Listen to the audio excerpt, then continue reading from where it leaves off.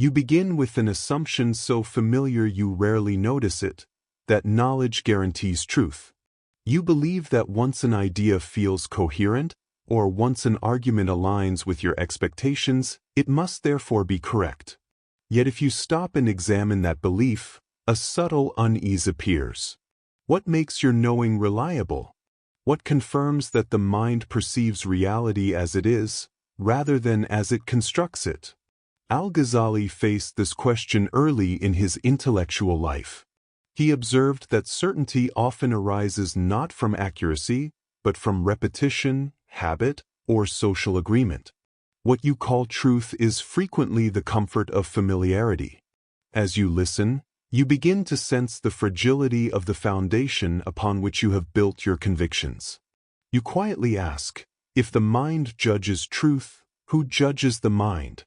Al-Ghazali lived in an intellectual world shaped by scholars, theologians, philosophers, and mystics, all claiming access to truth. Baghdad was a center of debate, where competing schools of thought built elaborate systems to justify their positions. Reason was revered, argumentation celebrated, and certainty presented as the prize of intellectual mastery. In this environment, Al-Ghazali began to notice a tension. Each group claimed rational authority, yet they reached contradictory conclusions. The diversity of claims revealed something deeper about the mind itself. You begin to wonder, if reason leads different thinkers to opposite truths, what does that say about reason? Al-Ghazali eventually reached a crisis that no amount of reading or debate could resolve.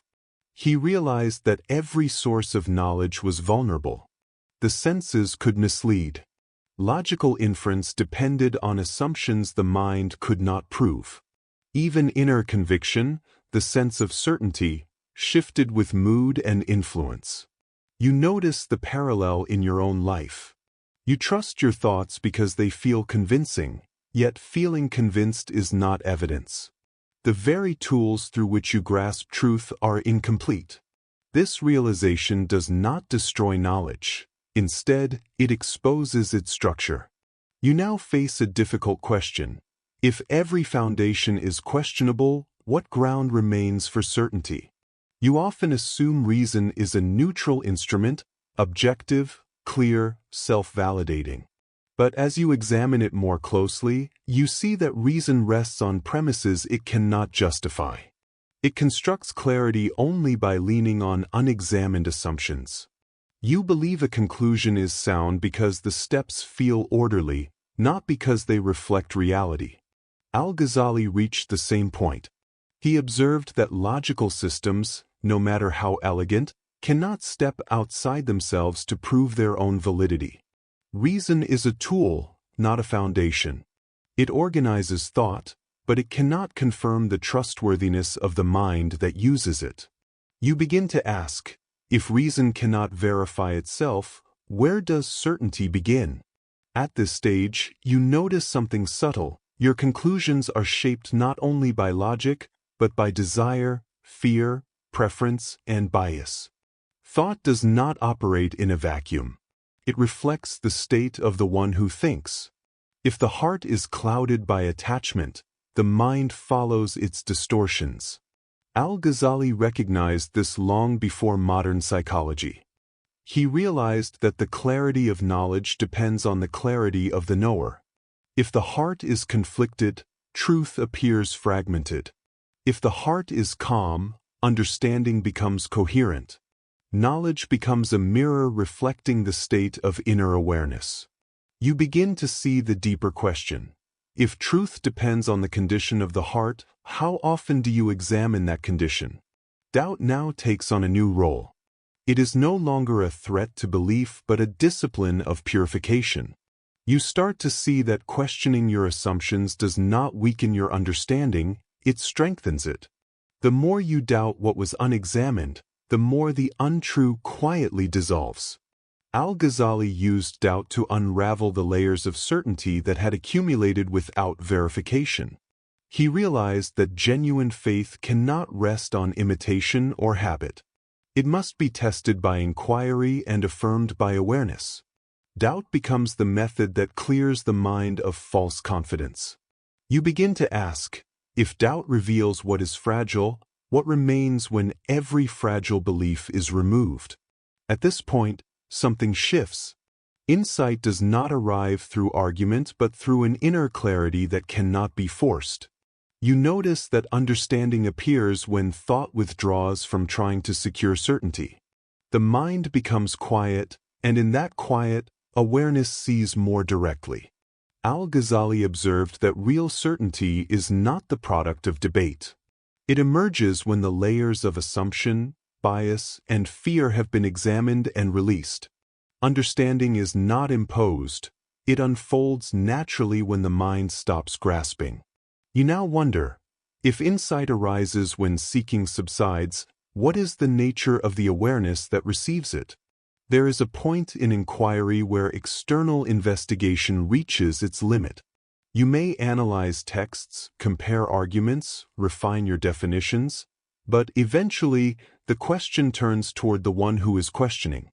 Al-Ghazali saw that this inward turn was essential. Without examining the self, no amount of intellectual work could yield certainty. You start to observe the processes within your own awareness. How thoughts appear, how judgments arise, how conviction strengthens without evidence. You notice the tendency of the mind to present its constructions as reality. The more you observe, the more clearly you see that the problem is not the world but the lens through which the world is interpreted. Al-Ghazali understood that self-examination is the beginning of a deeper science. It is not about analyzing the external world but about purifying the internal conditions that distort perception. As you explore this inner field, you recognize that truth does not need to be pursued. It emerges when the knower becomes clear. You quietly ask, if the self is the primary filter of knowledge, what happens when that filter is examined?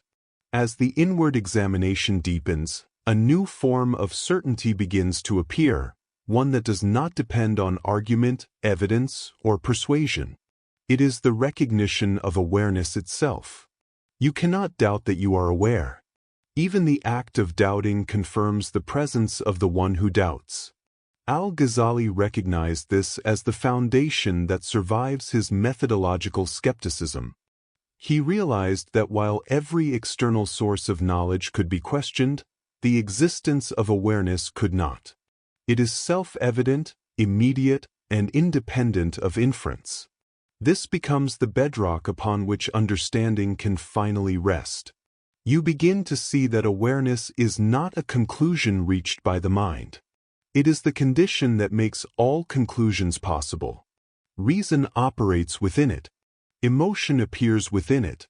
Doubt arises within it. You cannot step outside awareness to evaluate it. This recognition shifts the nature of certainty. Certainty is no longer something the mind achieves. It is something the mind recognizes. It is not an accomplishment but a realization. You now ask, if awareness is the ground of knowing, what is the mind's true role? With this foundation in place, doubt performs its final function. It clears the mind of everything that pretends to be certain but cannot justify itself.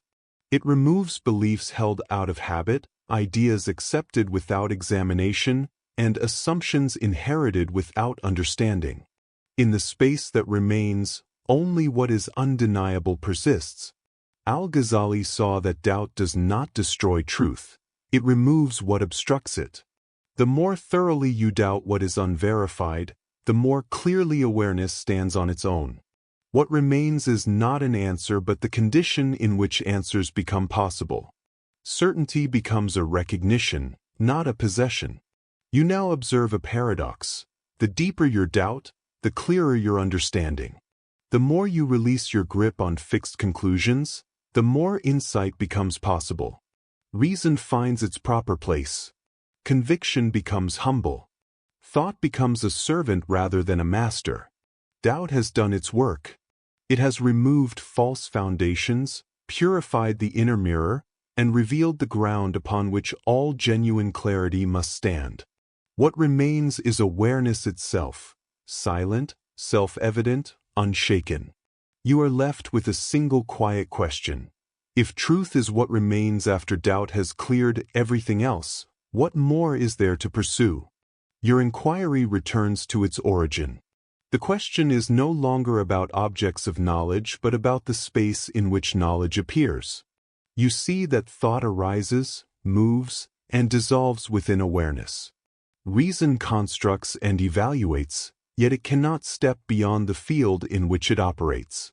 Al-Ghazali saw that certainty comes not from possessing truth but from recognizing the structure of awareness. When the mind understands its limits, it becomes calm. It no longer demands that reality conform to its concepts. It no longer insists on final answers. Instead, it rests in the clarity of what cannot be denied. You begin to understand that truth is not something grasped but something revealed when the grasping stops. You ask, if awareness is always present, why does the mind search for what never left? The inquiry comes to rest. There is no final argument to defend, no conclusion to proclaim.